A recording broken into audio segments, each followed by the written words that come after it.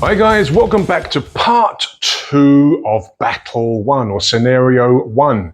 We are assaulting the village. Now, in part 1, it was very long because I was explaining everything. I was talking and chatting like I sometimes do, unfortunately. But we're now going to have to split it into 2 videos. So this is part 2. We're going to be starting at turn 2. Yes, video part 1 was only 1 turn, but I promise you that this video will be faster. What do we currently have? Okay, I have my Wraith here, currently not in line of sight because they're 3 inches away from anybody. I have my 2 Spectres here, Lita and Beth. We've got 2 warriors engaged at the moment. Over here, we have the summoned Spectre, the Temp Worker, who's taken a little bit of damage. My Necromancer hiding behind there. We've got one of the warriors, Clovis, who's pretty badly hurt. He's only got 5 durability left. We've got our 2 remaining villagers here, and we've got the blood pool that was Nelly, the 3rd villager. And Troy, our 4th warrior, not ours, but the enemy's 4th warrior, standing here, looking pretty, being defensive and not contributing anything whatsoever, which is amazing. But yes, we did take out Nelly in the first game. But I know that I made one mistake in part 1, and I noticed it as I was relaxing.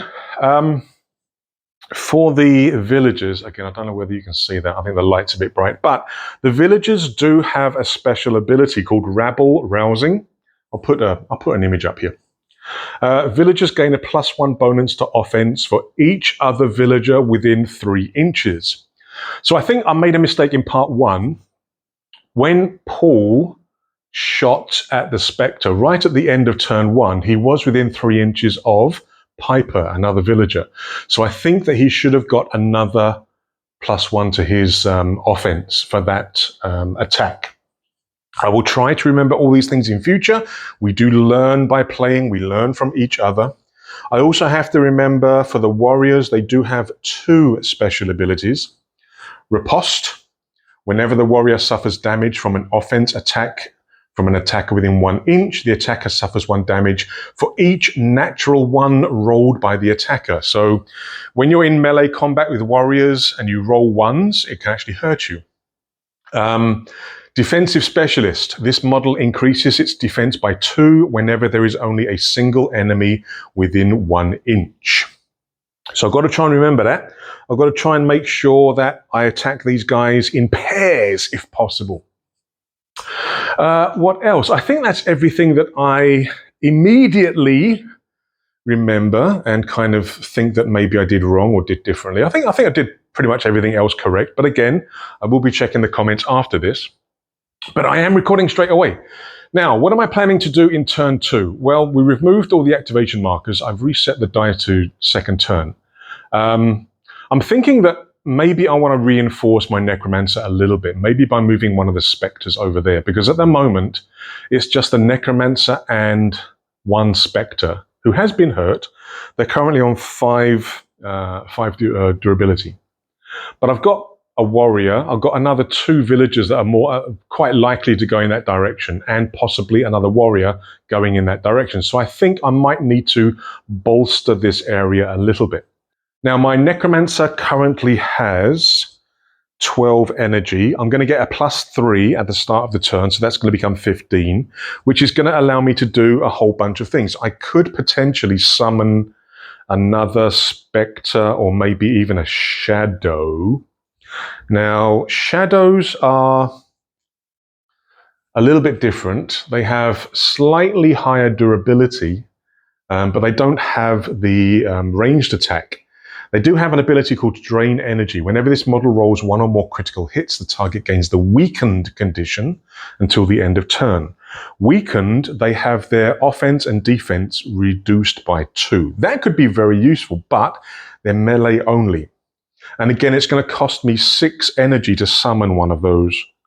I'm thinking at the moment we're just going to see how it goes in turn 2, and then maybe turn 3 I will see whether I need another model. Well, we'll see how it goes. Right, we are going to start turn 2. Enough talking. I do tend to talk too much in these videos. I do apologize. But it is turn 2. So at the start of turn 2, the Necromancer gains 3 energy. So my Necromancer now has 15. And with that, he can blast everything and he can bolster everything. Actually, yeah, I could bolster that Spectre. If I bolster 1, then they get +2 offense and defense. That could be really useful. But that costs 4. That costs 4 energy. All right, we'll see. Right, turn 2. We start, and I can activate up to 4 rating. At the moment, I'm up against 2, 4. So I'm still up against 6. I'm still outnumbered.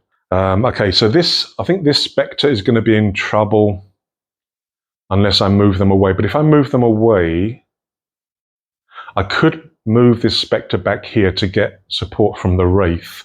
I mean, the Wraith's actually pretty good. And then maybe move a Spectre up to support. Decisions.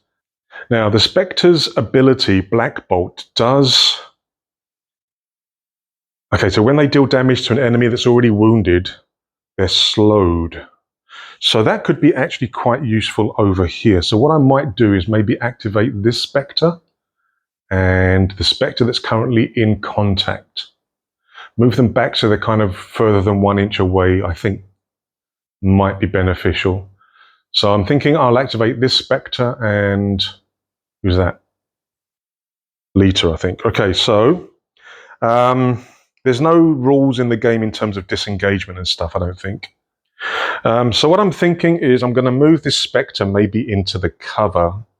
As long as the models on this base is going to get a defense of +1 against shooting, I think. And then they can shoot. Yeah, so this Spectre is going to move into the cover. I kind of want to move more than 6 inches away. Because then this guy, if he charges me, he's got to use both of his moves to actually hit me. So I want to move at least kind of like 7 inches away from that guy. So I'm going to move my Spectre to here. Sort of draw them on. So that way, this guy, a bit more. This guy is actually more than 6 inches away. So he's not going to be able to reach me in one move and then attack. He's going to have to use both moves. And then I'm going to shoot him with me Black Bolt. And for that, we are going to roll 5 dice. My offense is 5. The warrior's defense is 3 + 1 per rating, so it's 5. So I need 5s to hit. If I do hit, he's going to get slowed. Now, I think conditions don't stack. So if you like hit him 2 times, I don't think he gets like a -4 move. But I think we're going to be doing that. Now, it does say for Black Bolt, slowed until end of turn. It actually says in the book, slowed until end of turn, but on the card, it doesn't say until end of turn. Is that in focus? Yeah. But I'm going to take it as being until end of turn, because otherwise I think that's too powerful. Right, so I'm going to be rolling 5 dice. I need 5s to hit. Oh, very nice. Now, does the warrior get a bonus? Increases its defense by 2 whenever there's only a single enemy within 1 inch. No, I'm further than an inch away. Okay, so that's a miss. But we get 1, 2, 3, 4, 5 hits. And Clovis goes down. So we have activated the temp worker. Clovis goes down in a pool of blood. Takes 5 wounds. He's only got 5 durability left. And yes, we've got not first blood, but second blood on the first attack of the game. Always a good thing. Right, so that is that Spectre done. I've now got to activate, so that's 2 rating. I've got to activate another 2 rating, and I've also got to do my Necromancer. Now, my Necromancer can actually target something else now, which is also very, very useful. I think I need to move Lita out of the way, this Spectre. So I'm going to move Lita back. And again, I'm thinking that, but again, it doesn't really matter because then this is going to become the closest target, isn't it? I'm going to move Lita just off of the... should I? Right, and then Lita is going to do her bolt against Zuza, maybe. This one here. So again, 5 dice. Target is 5 because this is another warrior. Come on. Oh no. Oh no, it's really bad. I got 1 hit. Okay, so 16 minus 1. So 15. That really wasn't good. That really wasn't good. Right, so I have activated 4 points. I've now got to activate my Necromancer. Now, the Necromancer actually has to do negative bolt. Do I want to call another spirit, though? It'll cost me 6. That'll bring me down to 9. I can't use the shrine again. I think I'm just going to move a bit further away. But then they can target me. So I need to get further away than the Spectre, because then if the villagers want to attack, they'll attack the Spectre rather than me. Now, you can move before or after your action. So what I could do is maybe negative bolt this guy. I mean, the Bale does count as cover, but it's a necromantic power, so it's resist rather than defense. So I could actually zap that warrior there and then move my Necromancer maybe around this corner so he's out of sight. Or I could move over here in support of this Spectre. That could actually be maybe a better choice. All right, so first of all, I'm going to do a negative blast at, what's his name? Not Scourge. What was his name? Scorn, I think. This guy here, the one that's not wounded. I'm going to do a negative bolt against him, and then I'm going to move. So, negative bolt is 4 dice. And the resist of the warrior is 3, 4, 5. So we need a 5. It's actually started raining here, if you can hear that. I do apologize. Right, so I need 5s to hit. Come on. We get... Oh, no. Now, I think for necromantic powers, I don't think this counts as a critical, so I don't think it counts as an extra... Or does it? I don't know. I don't know, like I say, I don't know whether this counts as a critical hit for this negative bolt. So what I'll do is I'll say it's not. Because the thing is, when the rules talk about critical hits, it refers to attacks. So I'm not sure whether this classes as an attack or as a necromantic power. So I'm going to take it as this only counts as a single hit. I think. Again, I could be wrong and doing myself a real disservice, but I'm going to consider this as only a normal hit. So it's 2 hits, so it only does D10 damage. 10 would be very nice. 6 is okay. So Scowl is now down to 10. So that is my Necromancer done. It is 2 Spectres done. So now it is the hero's turn. All right, the rules actually say it's closest to the enemy, so it's going to be these guys because they're closest to the enemy. Troy's over here doing nothing. Clovis is dead, so it's actually going to be these 2 that activate. All right, we will do Scowl first. This guy here. What is he going to do? We have to roll a d10 to find out what he's going to do. So we roll, we get a 3. A 3 is, again, I don't think that's focused. Right, a 3 is a strike. The warrior will attack the nearest enemy. If there's no enemy within 1 inch, nope. It will move its full move and then make an attack. If it cannot move an attack, okay. So Scowl is going to attack the nearest enemy, which is this Spectre here, which is Beth. Now, normally this model would have to roll a d6. On a 6, it ends its move, but it's going to be ending its move there anyway. So, okay, so it's in melee. It's going to attack. It's going to attack Beth. Right, what does it say here? When they suffer damage from within 1 inch, defense, increase defense by 2 whenever there's only a single enemy. Okay, so nothing's going to affect its offense. Okay, so it is going to attack. It's got a 4+1 per rating, so it's got an offense of 6. So we're going to have to roll 6 dice. And my spectres have a defense of 4. Oh dear. That's not good. That's really not good. So a defense of 4. Oh, should have kept these guys more at range, shouldn't I? Okay, miss, miss, miss. Okay, that could have been a lot worse. So I get hit for 3 damage. Now, spectres only start with 8, which is a bit of a problem. They're not very durable, so Beth is down to 5 life, and Scowl has... Let's put it behind. Scowl has activated. Right, we are now at this one. What's she going to do? So we're rolling. Zuja is going to do a 7. Oh no. Oh no, what's a 7? Whirlwind Strike. They make an attack against all enemies within 1 inch. If no enemies are within 1 inch, you'll move up to its full move and then attack all enemies within 1 inch. Okay. So it's going to move. Again, it's going to be against Beth, innit? But, okay, so when she moves to the edge of the terrain, I've got to roll a d6. On a 6, she can't move any further. Oh, come on, I need a 6. Come on. A 1, typical, innit? So she does. And she is wounded. Let me put an activation token next to her. So she's going to be doing an attack against Beth. Oh no, this is going to hurt. So again, it is 6 dice.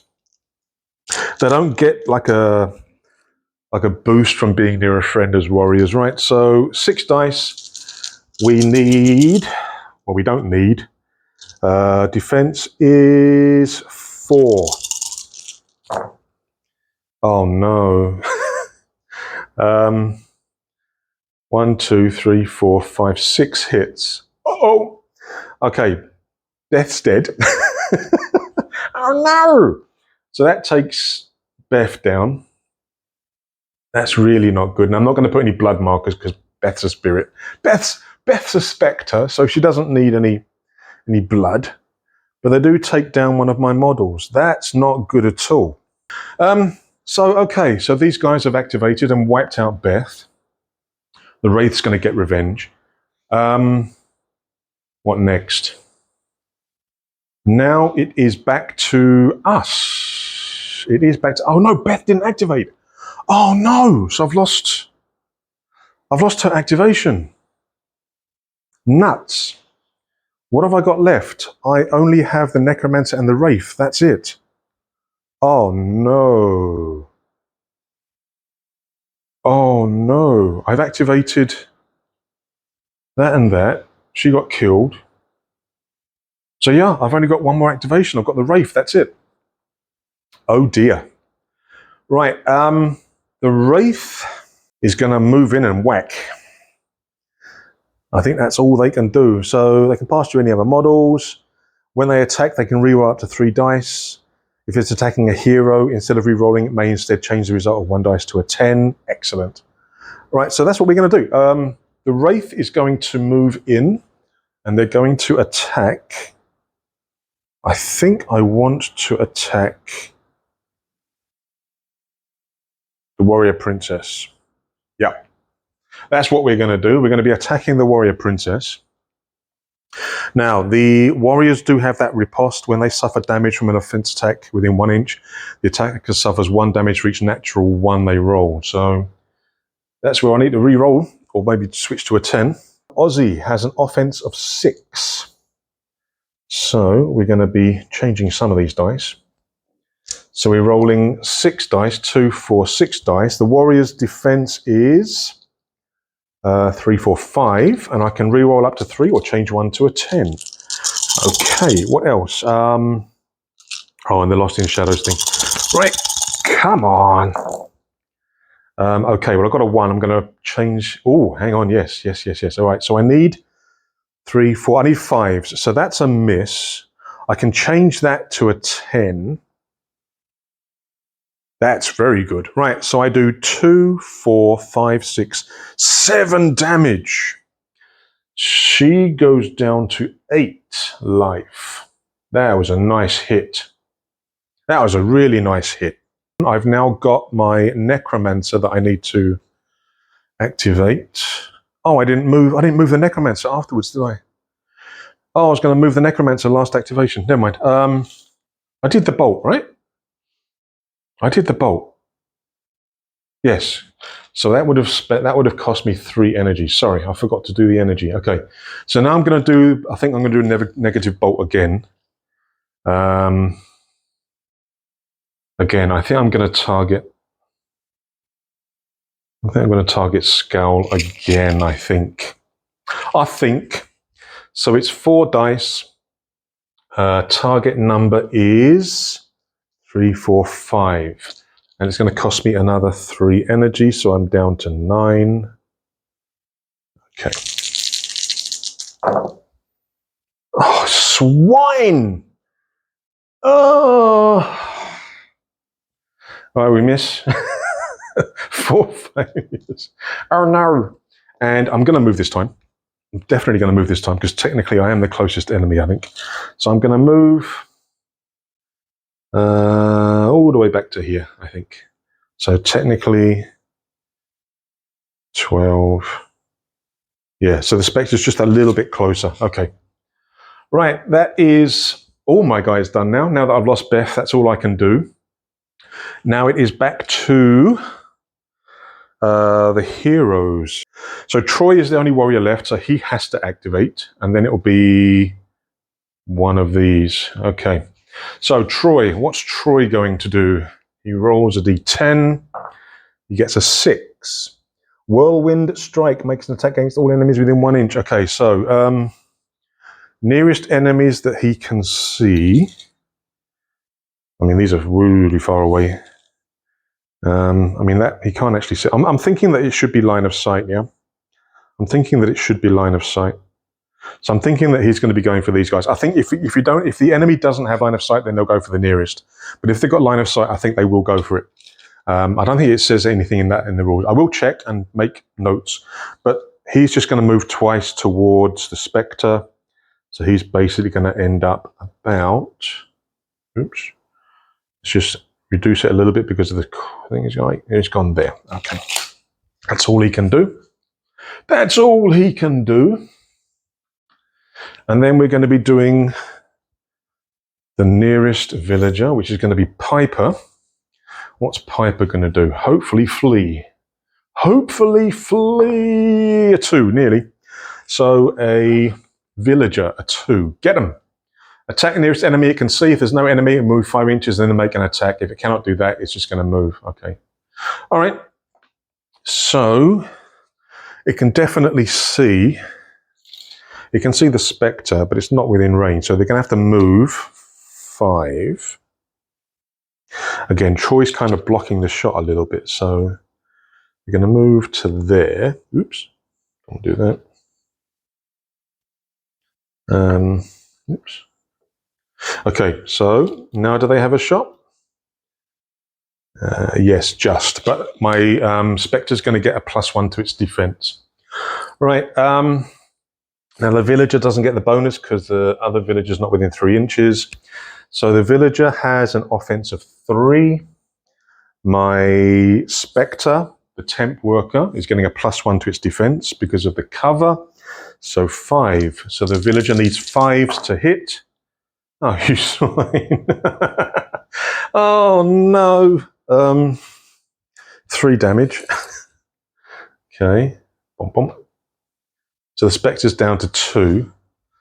Oh, that's really not good. And activated. Right. I've got nobody left. So it's the final villager. Oh, no, he could take out my thing. Okay. So hang on, we have to roll. Getting ahead of yourself. The guy might run away. Please, please, please. Right. We get a 1. We get a 1. A 1, a 1. A 1 is, for a villager, flee. The villager moves directly away from the nearest enemy it can see and then uses its action to move again in the same manner. If this movement should carry the villager into contact with the edge of the game board, the model is removed from play. I'm not sure whether that's going to be close enough, but we will see. So Paul, range getting heavy. Paul is going to run away, directly away. And he gets right to the edge of the board. and says, bye. So Paul runs away and leaves the battlefield because they've got movement of 5, right? Yeah. So we've got rid of 2 villagers so far and 1 warrior. Okay. Things aren't looking too bad, even though we have actually lost Beth. Right. So that is the end of turn 2. Not good. It's now moving on to turn 3.